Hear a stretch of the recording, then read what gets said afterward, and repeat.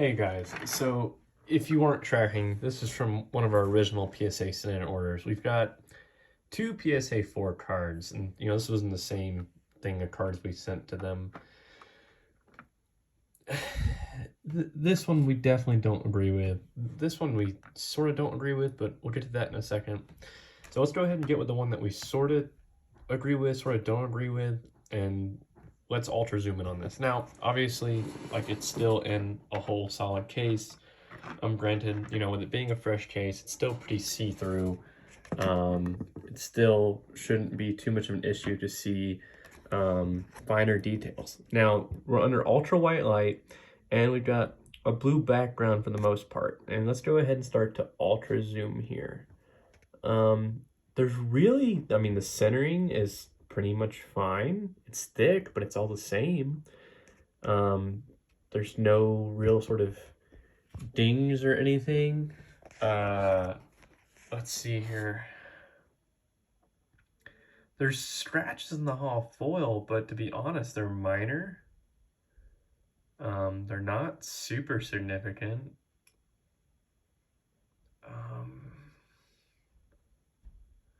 And then we'll move to the back.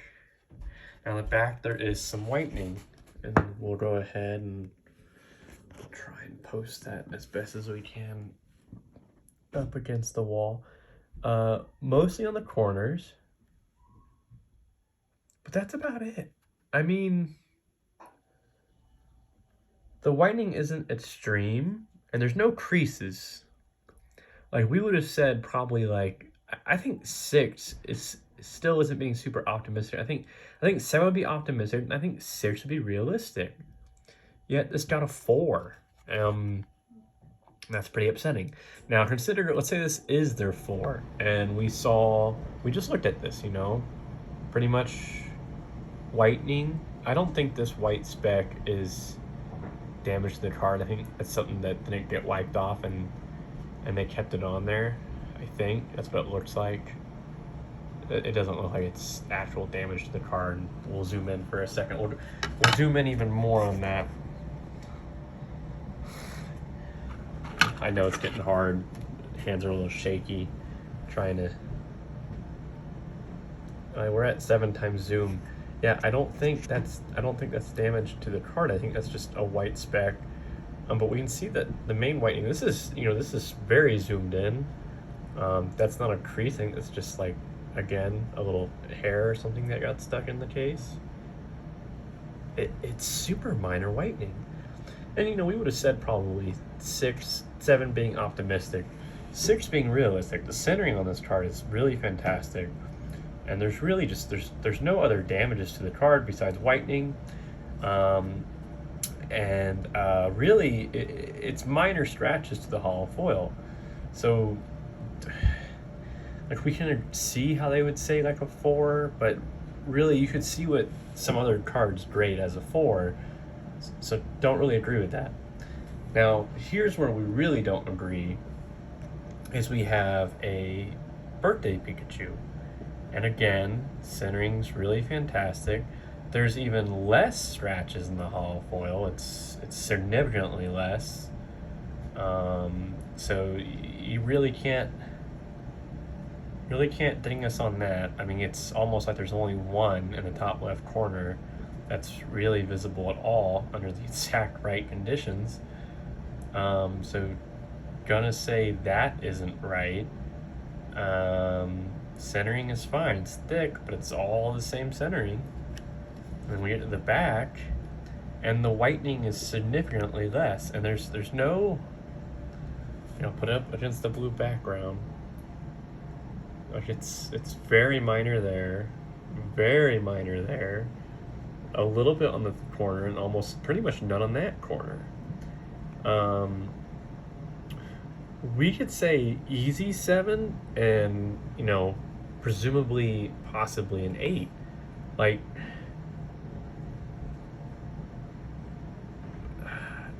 and again, I know we're in the case, and so we're making a judgment off the case. And so, like, what do you do in this scenario, right? Do you resend them in for regrade? Now, obviously, I have concerns about sending stuff in with its already graded label. You know, if I send this back into PSA, they're going to go, well, we already graded it before. Well, let's take a relook at it. Yeah, it's a little bit better. We don't want to be we don't want to ruin our reputation, so we might give them a 5. They might lower it, they might keep it the same. I don't know, you know, you're going to have to pay. You're going to have to pay again to send it in too. So you already paid for the one. You're paying again to have it regraded. Other scenario, I crack it open, trying to do my best to not damage anything. Crack it open, and I send it into either PSA again, or I send it into a different grader.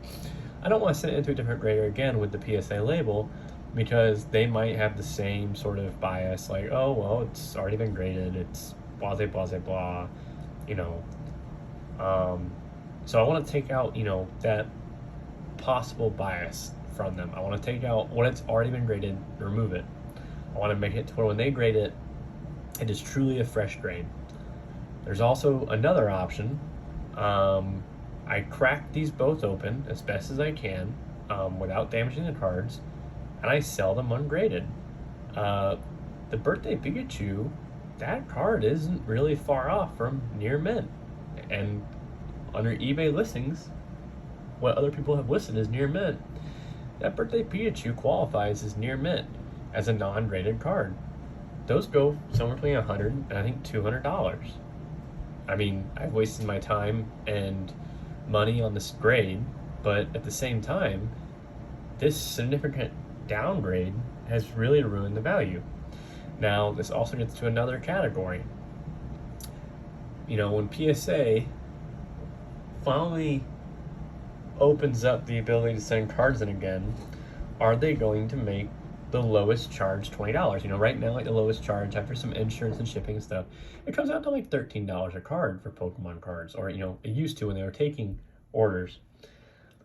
Now, you know, these grades might be a result of PSA rushing cards to be graded because they did the wrong thing and did not meet monthly quotas on purpose because of how they were accepting orders against others. Instead of closing off orders from the top to the bottom, they went from the bottom to the top, which is the wrong thing to do.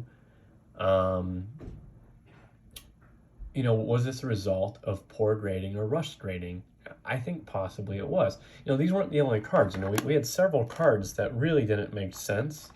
I wanted to use the 4. So 4 is a significant, that's a significant hit. 6 is pretty bad, especially when you're expecting like 7s and up. And I don't think that's right. I think the PSA might have gotten too big for its own shoes.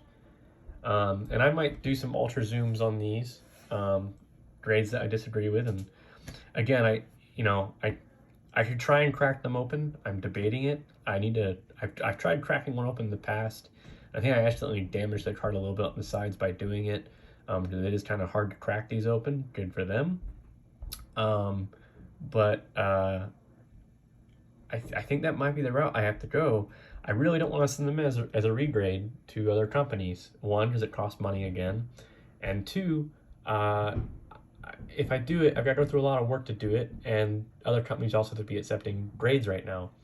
But I'll probably do some ultra zooms on these 4 next. But yeah, I mean, the first edition, right? I mean, seriously, look at PSA 4 cards on eBay and look at the zoom ins and look at like the general consensus of what those look like. You know, we'll probably do a little video ourselves on it. But getting back to if the PSA charges more, if the PSA charges more on bulk cards, hopefully it isn't an issue. And what I mean by that is 1, less people will send cards in, which will keep the value of graded cards up. 2, people will only send in cards that are really worth grading. And 3, I think, you know, it's going to help the population report of PSA versus BGS. And if PSA may come back in value. BGS, the reason why the population reports are lower, they charge more for grades. People don't want to send stuff in unless it's going to be perfect. So the population reports for BGS always seems less. Doesn't necessarily mean the grade is better, the card is better. It's just the label. So just some things to consider. So if you're caught in a scenario to where you have cards that you really don't think should get that low of a grade, just like I'd be fine one off. I mean, it suck because one off can be a huge value difference alone, but with them being 2 to 4 off, that's rough. I mean, really, this should be a 6, and this lays somewhere between a 7 and 8. I have some 8s actually, real quick. Let's go ahead and grab those. Let's see here. That's a 9. This is an 8. This is actually a really good 8. So I want to see if I have any 7s at all. I got a 7 Espeon, which I think also graded a little low in my opinion, if I remember correctly. So let's just do this 7 and 8 real quick. I think I have, oh, I got some 6s here, but I don't agree with these 6s. So this Magneton has an 8. I think that's on the card. Is that on the case or on the card?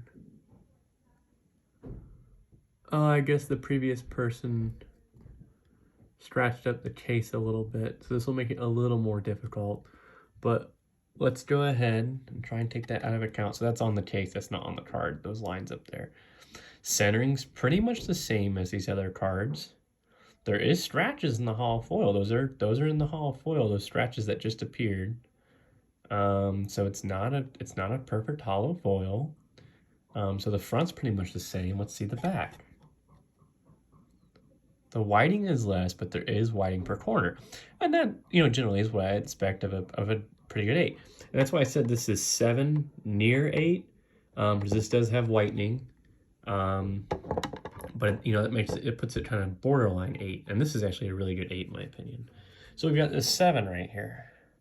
And again, the centering's pretty good. It looks like there's almost like a small corner bend. But on this card, the hollow foil is absolutely perfect. There's not a single scratch in it, which is why I figured it would score higher than a 7, because there's not a single scratch in that hollow foil. It's really nice. Really great Epsilon card. Move to the back, and the back has the only whitening is right there at the top. It's super minor, and that puts it in the 7. Again, I think this is off, especially when you compare it to this Magneton that actually has scratches in the hollow foil and also still has whitening. So they're not consistent, or at least they haven't been lately, because and we have a bigger sample size coming eventually one day. We have 120 cards coming back from the PSA. Oh, I am going to be really, really sad if they're just not even close. I mean, this Epsilon, the fact that it didn't reach an 8, I mean, really it should have reached a 9. You're allowed, people don't know this, you're actually allowed damages or imperfections even on a 10. It just would be super, super minor. So to see, again, this is not a good example of a 7 in my opinion. This is more of an 8 to 9. This is accurately more of an 8. That's agreeable. So to see these be 4s,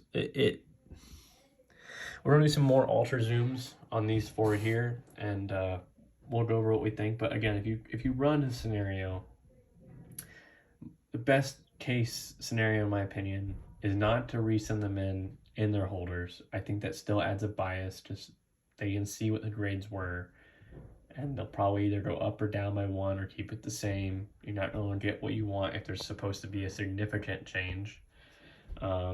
If they look near mint ungraded, and if you're looking like that might be your only choice, I suggest cracking them open and as safely as you can. Find a video on how to crack open PSA cases and sell the cards ungraded, because as near mint on eBay, because it's really not fair to the consumer to pay for something and then to get gypped by the PSA.